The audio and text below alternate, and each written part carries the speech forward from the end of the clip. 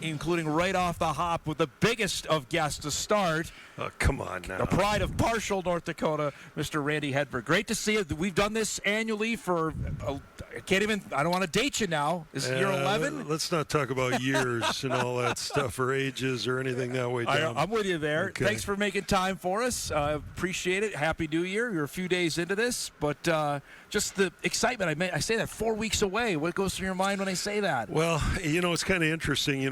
From my perspective, I don't really look 4 weeks down the road. We just look to the next day, the day ahead, and go from there, because practice is so important to us, and that's what we try to, implement in our players. Just take each practice. Don't look down the road too far, and that's kind of where we are as coaches also. It's a little different vibe, Randy, with the opener being an FBS opponent. It's Deion Sanders. It's Colorado. Do you feel that, even with the coaching staff, about what the anticipation for the first game? Yeah, I think as we get closer, Dom, I think, those things will probably impact us a little bit more, in our meetings and all that stuff when we start working totally on Colorado.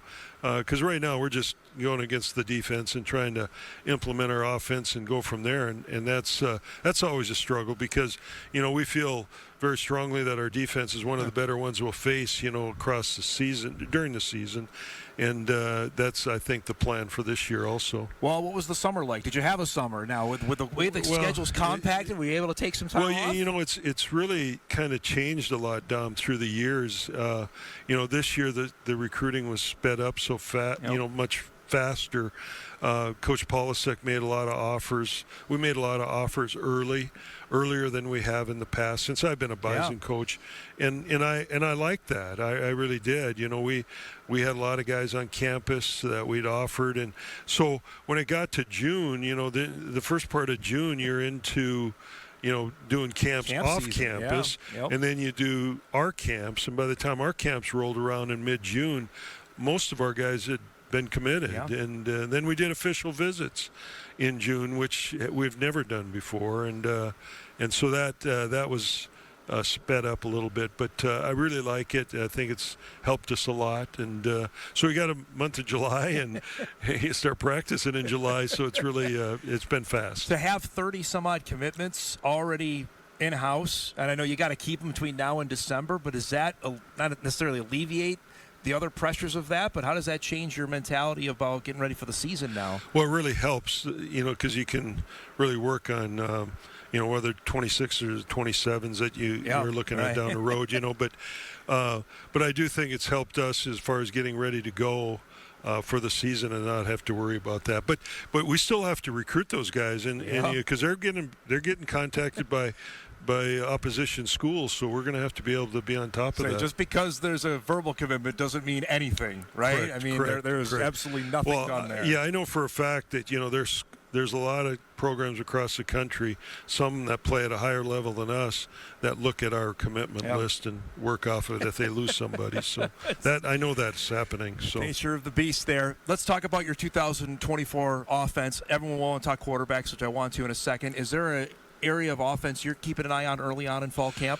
Well, yeah, I think our interior three, as far as offensive line-wise, guards, both guards in the center. I feel we have very capable players at those spots. It's just, getting through the mix and finding out who can mesh with those tackles and all. And I think that's the thing, because you really got Gray Zabel and Mason Miller, at the other tackle. They've played a lot of football for us, and so we'll see how they go, and they have to get better, and they know that, and they work at it, and all with it. I'm really encouraged by our tight ends. I really think we have a good group of tight ends, and we'll be good in that respect. So I think at the line of scrimmage, those interior spots are the most important. We've heard a lot about Bo Johnson, Jack Lewinsky, Griffin Empey. Those were guys that were highly touted. Nate Schneckloth in there as well. The challenges of a redshirt freshman of learning the Bison offense, what is it in your opinion? Well, here's the thing that happens so much. When we practice against our defense moves a lot at the line of scrimmage, whether they're twisting or slanting, whatever they're doing, and just working interior games between the DTs.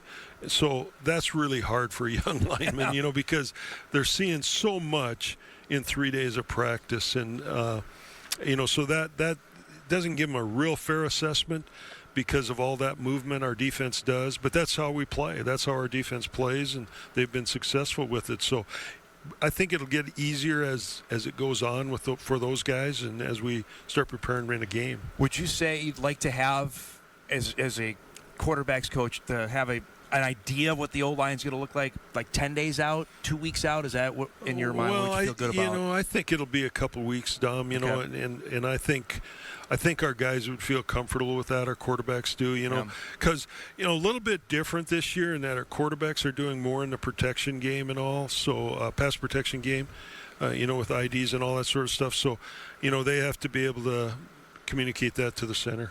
You have another 4-year starter quarterback. You might be the most, blessed QB coach in the country to have two separate times that you've had a 4-year starter quarterback, first with Easton Stick and now with Cam Miller. How much is unspoken between you two that he knows what you want to go and you know what he wants? Well, that's interesting. Like I've told Cam, we talked all summer about this and last spring. I'm here for him, and I want to give him as much support as he needs.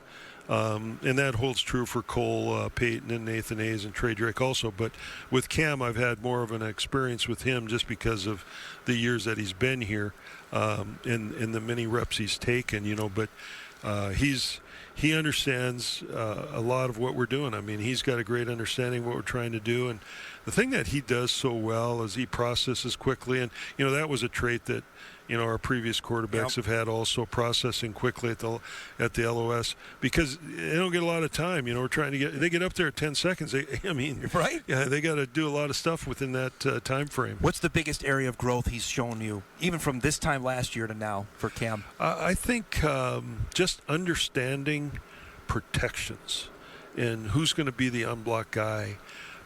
If we do have an unblocked guy within a pressure, within a scheme.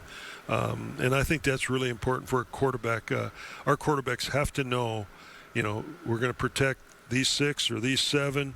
That 8th guy is going to be yours. Yeah. You got to be able to handle that and how you're going to handle it and work away from it or throw hot off of it, whatever it is. So I think he's gotten a lot better with that. I would argue from Southern Illinois to the Montana game was maybe the best stretch of football he's played as a Bison. Would you agree with that? Yeah, that I didn't look at it that way, Dom. I guess the last 5-6 games. Yeah, that could be. He's gotten a lot more confident that way. And yeah, he's gotten a lot better. I think this past season was a really good season for him. He's going to compete. That's one thing that Cam does is he's very competitive, and I think he'll compete his butt off during the 24 season. Now, don't get mad at me, but I ask you about your other quarterback, because there's lots of talk. The head coach has told me potentially he's going to be playing other positions. I know he's a quarterback, but the athleticism of Cole Payton just oozes out of him. He's running past me yesterday, and it's like a deer.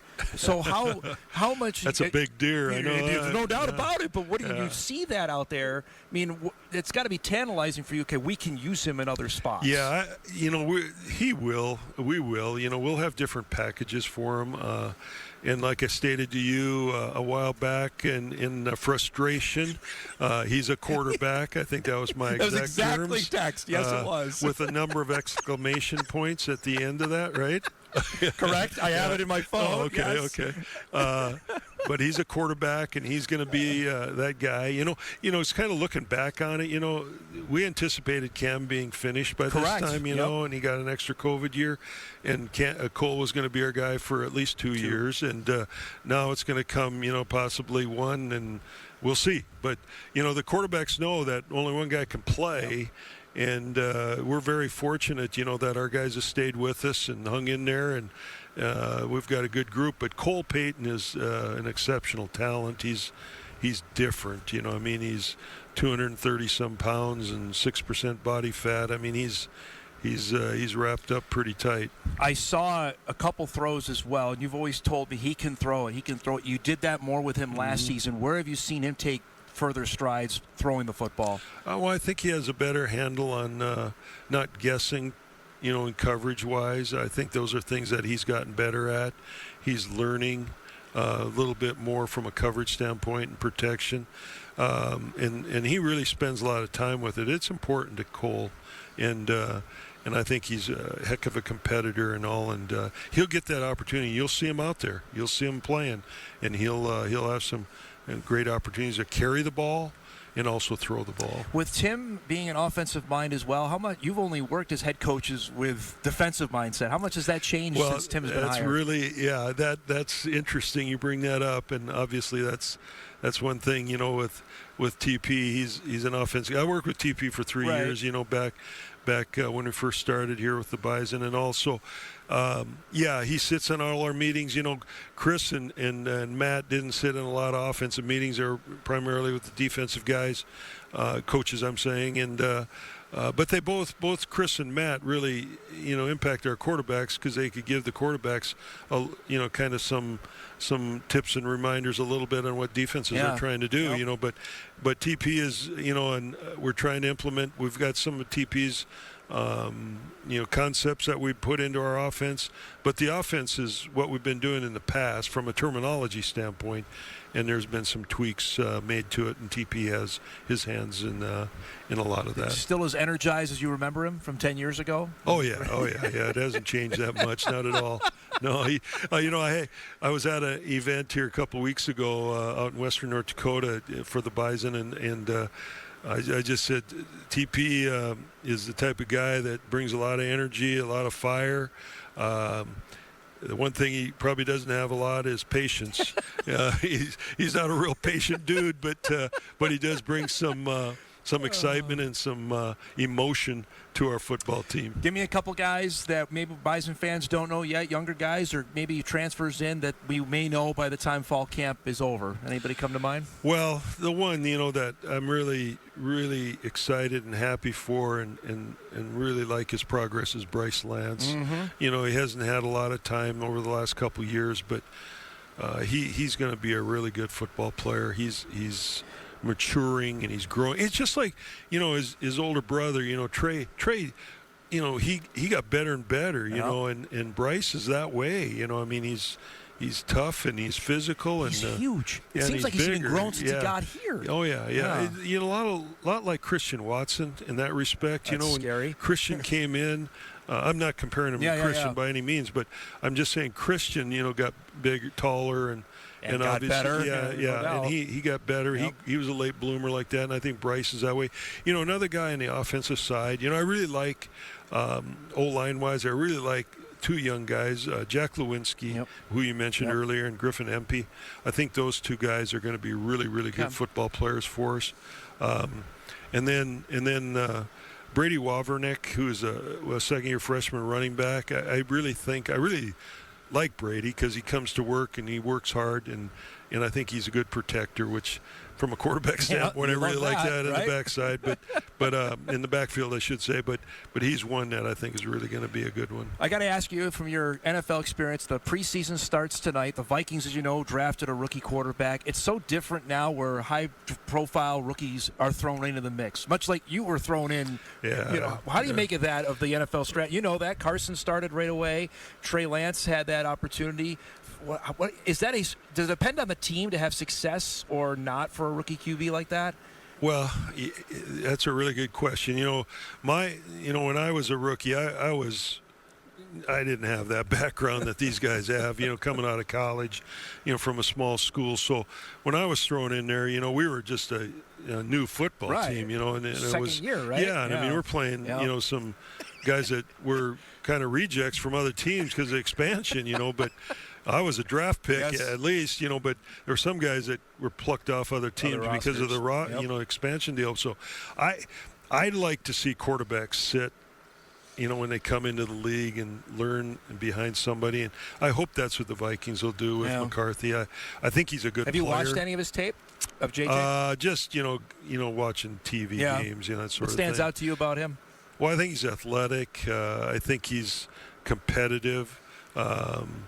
He's a little quirky. Easton's telling me his head coach out there at the Chargers, a little quirky. I think he probably he doesn't fall very far from the tree on that one, with his college coach, But, But anyway, I think they're both but I do think they need to hold back some rookies. You know, I think it's really difficult. I had Easton on the show when he was back here for his QB camp. I asked him about what Coach Harbaugh was like. He said, "Boy, it's a different experience, but they really haven't. He's enjoyed it so far." Well, I think Harbaugh's a player's coach. Yeah. You know, what I mean, I think the players love him, and I think he sits on all the quarterback meetings. Right, So he told me he's that. in there all the time. So, yeah, that's interesting. You know, so but it'll be a really good experience for Easton. You know, because that's a new regime coming in there. How pleased were you to finally see him get a chance to play? I know it came at the expense of Herbert, but that's what you mentioned all the time. Next backup quarterback is next away. How did you feel like he played when he got in last year? Well, I thought he did a really nice job. You know, they had the one debacle on national TV. The Raiders game, but was that a Thursday night game? Yeah. And that wasn't very good. But I don't think that was a whole put on Easton a little bit. You know, but it's a tribute. They brought him back on a one-year deal, you know, so they must have saw something in him. And I think a lot of that goes, you know, for a guy like Easton, how he gets along with Justin Herbert, the starter, who's a pretty good he's all right. He's pretty good. You know, I mean, Justin's going to give thumbs up or thumbs down on who he brings in, whose backup is, and I'm sure he gave a thumbs up to get Easton back in there because, you know, they got a good working relationship. I know you got a bunch of interviews today. I appreciate you you're the first one here. So well, this is the most important one right here.